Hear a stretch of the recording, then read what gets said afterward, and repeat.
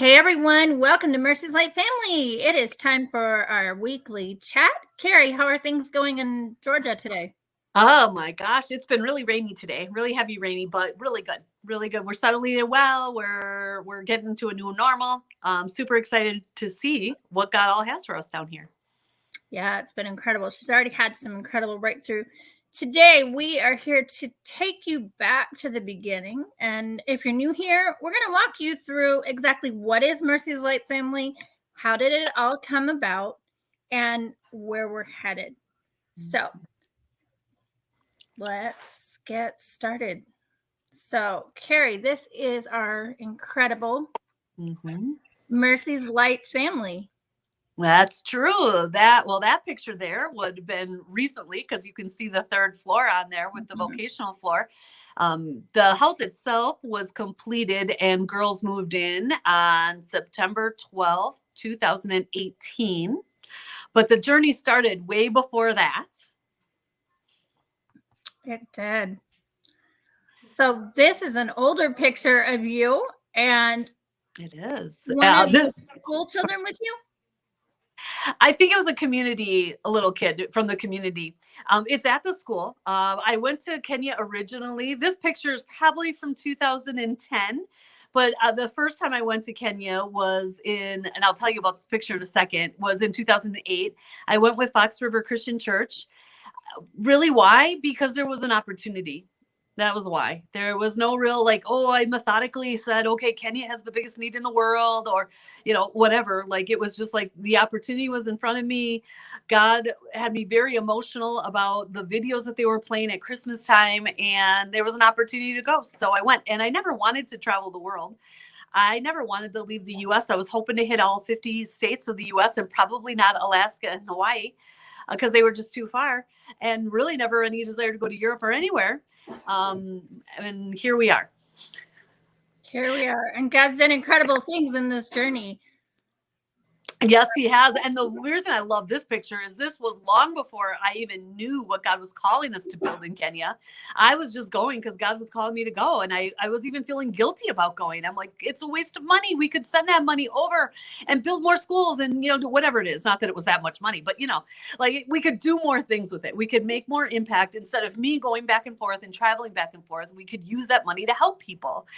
But he kept leading and kept leading and kept leading. More people wanted to come with, and they wouldn't go if I didn't go. And this specific picture, the reason I love this so much is right now, if you went to this school, there's a block of schools in the background, a block of classrooms in the background, administrative classrooms in the background. So you never will get this view again. But the cool part is we didn't know what we were going to build, and we didn't know where we were going to build it. But this picture out in the background, even if I point at it, you wouldn't see where I'm pointing, but out in the background, look at those trees, way in the back, not the ones that are right there, but way in the back there. We are literally right in front of those trees is where Mercy's Light started. And when this picture was taken, like I said, we didn't even know what we were going to build. And we sure as heck didn't know we were going to build in Vipingo. But that's why this picture is so special to me. Which is so incredible too, because, you look at where we are now. It was like God was showing you in advance through this picture and through the journey of what was ahead. And I love that so much. And that's why I love this picture too. It's one of my favorites. So let's take a look. So people are in Kenya. The reality of this is what life is like in Kenya. Homes are not like ours here in the US. Can you skip forward? Let's go to the book, because the book has a lot more to do. There we go. A lot more to do with the journey there. And then we'll come back to that slide in a second as we lead into what we're actually doing. So how did I become clear on what we're doing in Kenya, right? Their needs are endless, right? Over here in the US, the needs in Kenya are even more so. The needs are just endless. And so in 2012, I went to Kenya. I don't even know what number of trip that would have been. 3, 6, 7, maybe 9, 8, 9, 10, 12, somewhere in that area. I was going 2 or 3 times a year for the first a handful of years there. And so anyway, came back home in 2012, not knowing if I would ever go back. There was a breakdown in a certain relationship. At the time, I was really focused on adoption, and that may come back around later. But at the time, I was really focused on adoption and was working with a lawyer and a psychologist. And I wasn't able to get a meeting with all three of them, but the one meeting I was able to get was going really, really well for the longest time. And then all of a sudden it wasn't. All of a sudden it wasn't. And so a relationship had broken down and I wasn't sure if I would ever go back. I thought, oh, maybe that was my time. And that was it, because the relationship was breaking down. So when I came home that whole year, I was working on writing. There was a lot of writing going on, my own personal journey of healing from rape and sexual abuse, and then other things as well. Like God had me on a writing marathon. And so when I got back from Kenya and this all happened, I was in some writing classes. I don't know if I call them classes, but coaching, cohorts, whatever, getting together to write. And one guy in there, even in April before this trip, was like, you've got to write out your Kenya journey. And I'm like, yeah, but I'm focused on this other, writing out my own emotional healing journey. And he kept pushing me. And then when I got back from Kenya, it was like, I've got to write this out because I might be giving up on this. Like, I don't know what's going on. Like, now's the time.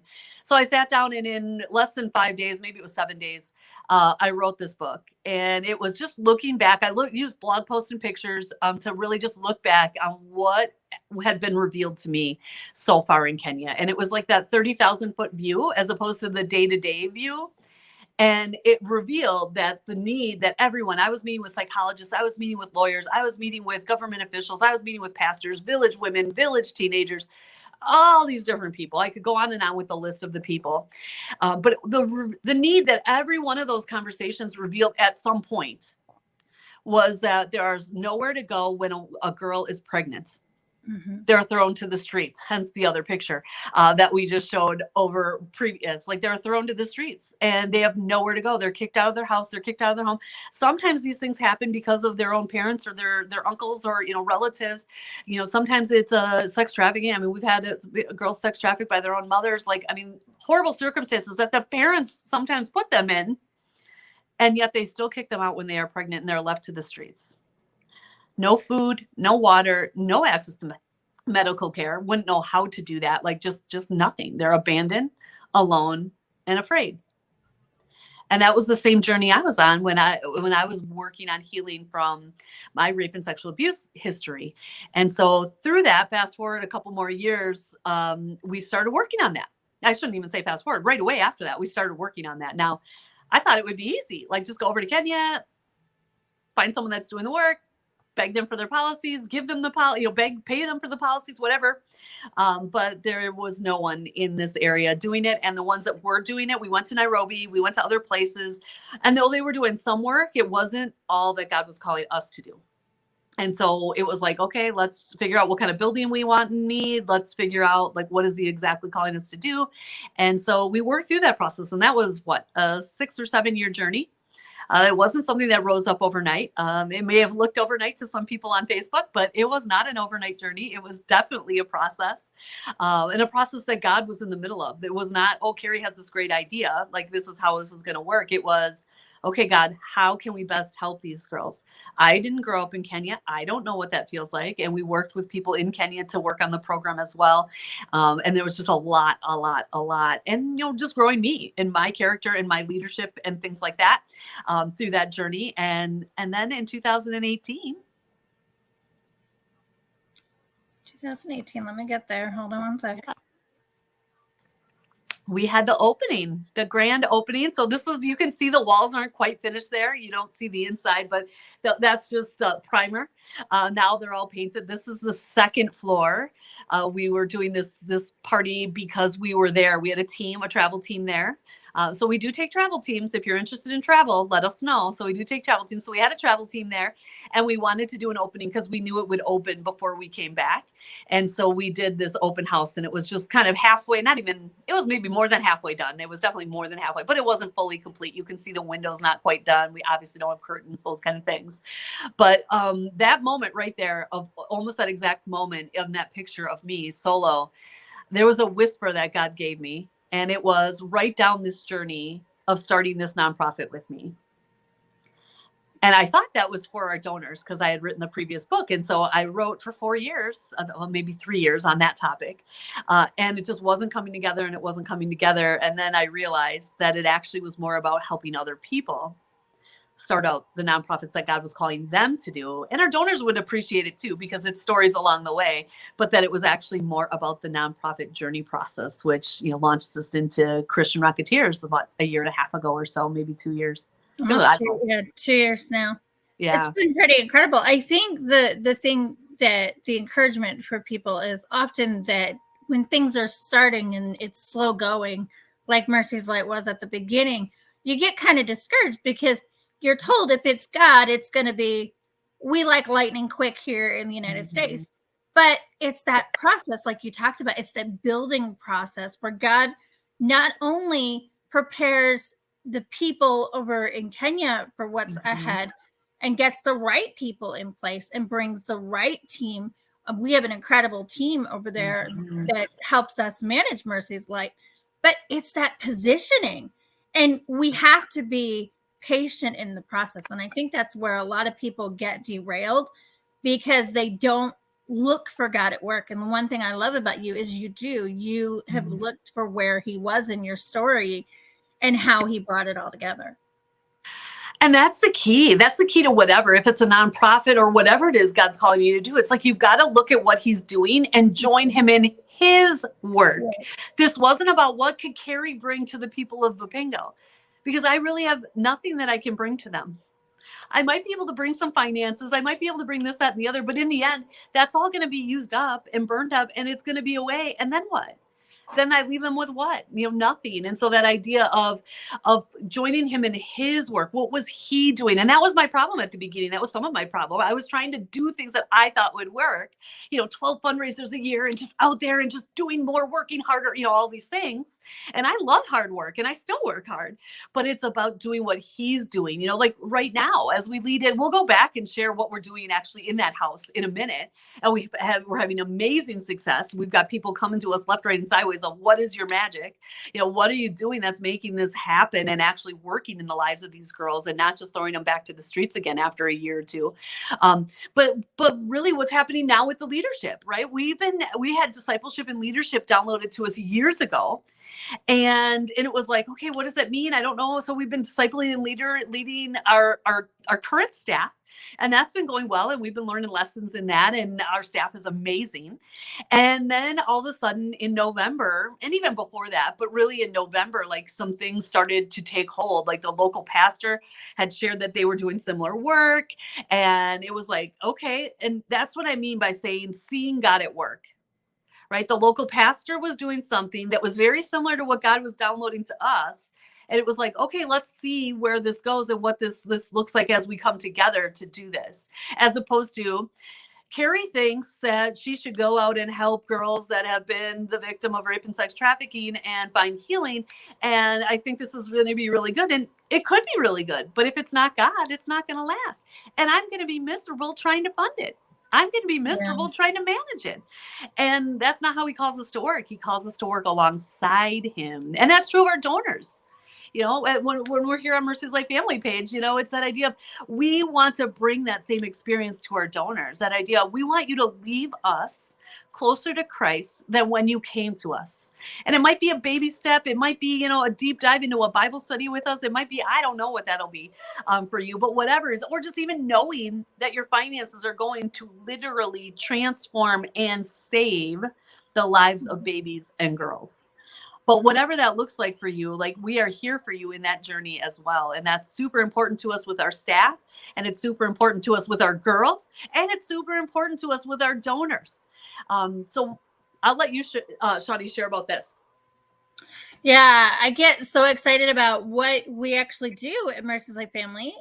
So year one, we focus on spiritual and emotional healing because, as we've talked about several times, our girls come to us pregnant, alone, and they're scared. I mean, I think of some of the pictures, one that was shared in the sponsorship group today, the transformation in her it's incredible. I mean, it brought tears to my eyes just seeing how she came to us, where she looked scared and just so heartbroken. And the picture today, she's laughing at the table. She's got a full smile on her face. And it's so incredible what God does.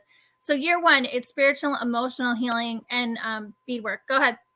I wanted to share about that picture. I'm not going to share her name, but the other part to that is they look so much older when they arrive. Yep. They look like they're in their 20s when they arrive, and they're teenagers when they arrive. And now they look actually like they're younger. They look like 10. They look so much younger. And the other thing with year one is literacy. And that's something that came to me in this last November trip is literacy. That girl that you're talking about in the sponsorship group, she came to us unable to write her own name. At 14 years old, she could not write her own name. Women and girls are thought of as property in the area that we work. And so they are not a priority in the family to send them to school. And so that's what happens. Many of our girls come to us unable to write their own name. And I didn't realize how bad their literacy was until two girls shared that with me when we were in the group when I was there in November. And so literacy is the other part to year one that is not here, but that's a new push. Yeah, that's so awesome. Now, year two is vocational skills, and we have an incredible team that teaches these girls. Rukia gives them incredibly tailoring skills. The tailoring of these girls is impeccable. Like, they are way above, and they even, why don't we share, the accomplishment of the tailoring? Absolutely. Number one, if you were at our gala, Susan and Dawn were wearing gowns made by our girls. So like, it's not like, oh, those are just really nice. Oh, way to go. And we're just giving them these like accolades. Like, no, they are like making things that people are wearing. We get orders in Kenya for them to make certain things. Aprons, we have those for sale actually at our Etsy store. So you can get your hands on one of those yourself. They've gone through national certification. Not all of the girls, but a handful of the girls that were showing promise went through national certification. So that has nothing to do with us. That is the nation of Kenya. The national government does this training, not training, but actually testing of, do you really have the skills you say you have in tailoring? So then you can open your own tailoring shop and people can trust you with their work. And all of our girls passed at least part of that. It's a multi-part test. I think there's at least 2, if not 3 parts to that test. All of our girls passed at least one of that. And there was one girl, I believe, that did not pass the written test. She did pass the actual work, but the written test is all in English. And she struggled with English. She was one of the ones that came to us not able to read and write. And so English was really difficult. And so she was not able to pass the written. But all the other, I think it was 8 girls took it total. All of the rest passed both of them, and she passed the actual dressmaking. And that's a huge deal. And that's a huge confidence builder for our girls, but it also gives them legitimacy as they leave us. I'm getting ahead of myself. So I'm going to stop there and let you. But it's so awesome. Like, it's so awesome. It just proves what God has done. Now, year 3, we give them business skills. So how to run a sustainable business. They get to learn all of that.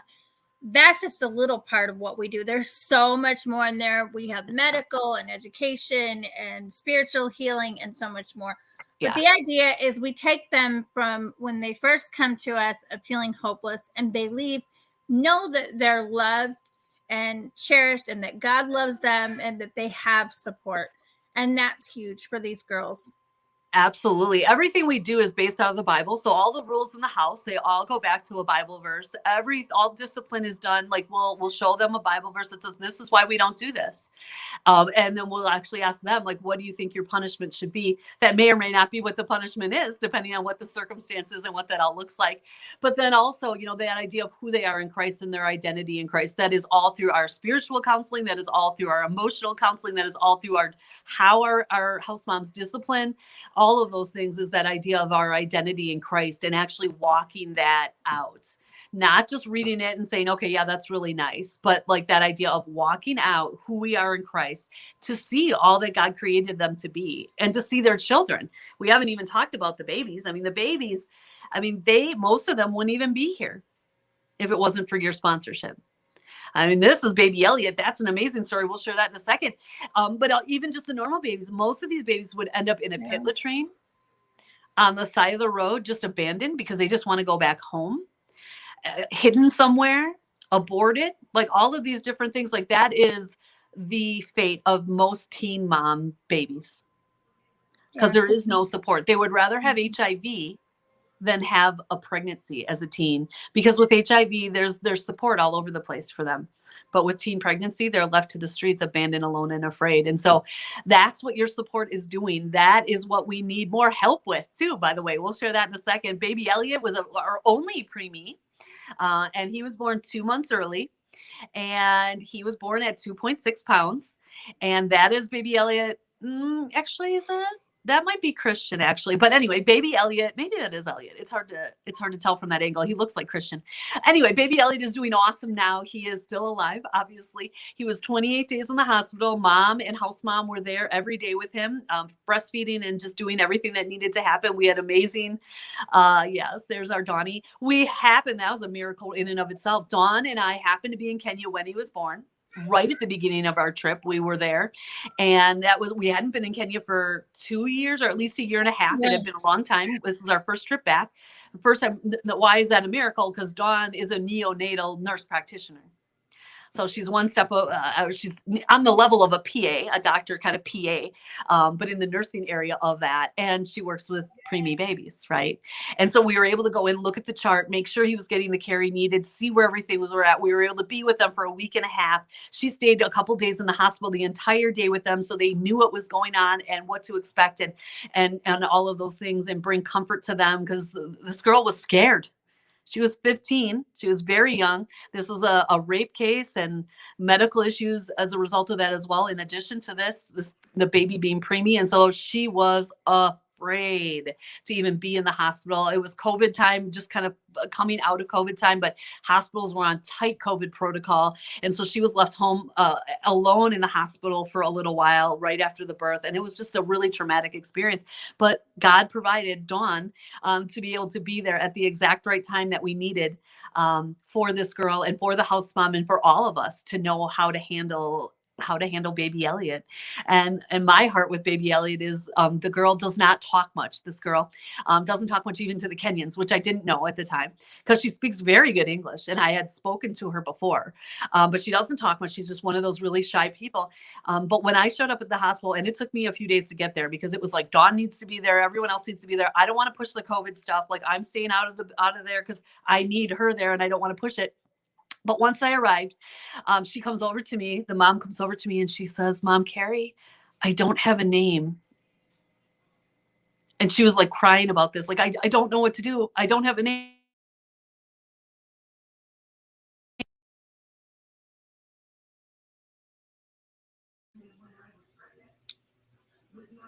We'll pause there for a minute. Carrie will be back. Is that the mom didn't have a name for her baby, and she went to Carrie, and Carrie was able to give her a name.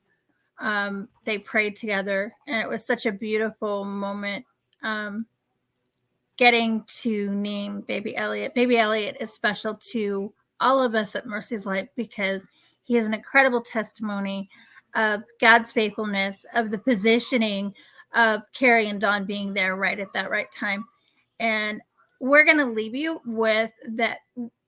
Be a part of the work God's doing. The work that God is doing in Kenya is so great. And God invites you to join him in this work. How you can join him in this work is sponsorship. $33 a month. Doesn't do much here in America. In fact, I don't know if you've been to the grocery store, but I can't even buy groceries for $33 right now. But it can do a lot in Kenya. With the exchange rate, we are able to do so much incredible things for these girls and their babies. And $33 is, giving up your coffee. It is giving up going out to eat and pouring into the life of a young mom and her baby who desperately needs to know the hope, love, and saving power of God's love. So I hope you will go to mercyslight.org if you're not a member of our family, and join the family today. Sponsors get a sponsorship card that you can pray over your girl and their baby with. You get access to our exclusive Mercy's Light family sponsorship group, where you'll see behind the scenes, just like we shared today, of the transformation of how the girl went from being alone, abandoned, and afraid, and today she's smiling. And that's all because of you. We need your help to continue this work. And we know God has greater things ahead for this community. And to do that, we need you. So I hope you'll go to mercyslight.org and join our family today. If you have any questions, please leave them in the comments below. We will get back to you very shortly. We will see you again next week with another episode from Mercy's Light Coffee Chat. And we are so excited to share with you the incredible miracles God's doing in Kenya. Stay tuned.